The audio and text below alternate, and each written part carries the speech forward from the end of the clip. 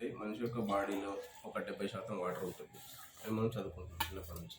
Okay, ఈ 70% వాటర్లో మనం కరోనా టైంలో బెటాడిన్ అనేది వాడినాం. ఇది ఒక కెమికల్ లాంటి పదార్థం. ఓకే, ఇది బాడీలో వెళ్తే ఎట్లా ఉంటుంది?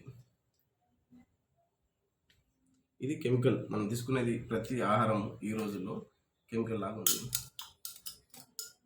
మళ్ళీ దీంతో పాటు మనం ఈ రైస్ కూడా కెమికల్ రైసే. మార్కెట్లో దొరికే రైస్ కూడా కెమికల్ రైస్ అనమాట. ఇది లోపల వేస్తే మనం తినే ఆహారం అనేది ఎలా తయారవుతుంది ఈ రోజుల్లో?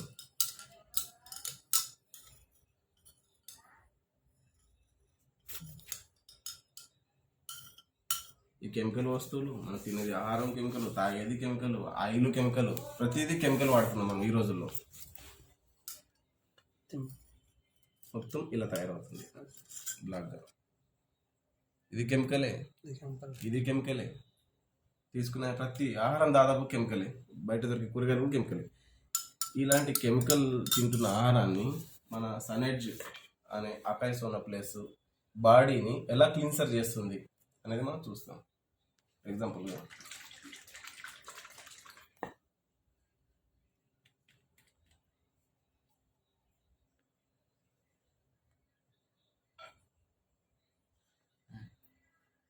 ఇది ఉంది. ఇది 13 బెర్రీస్ ఫ్రూట్ అనమాట ఇది. ఓకే, దీన్ని మనం దీంట్లో యాడ్ చేస్తే మన రిజల్ట్ని ఇట్టే చూడొచ్చు.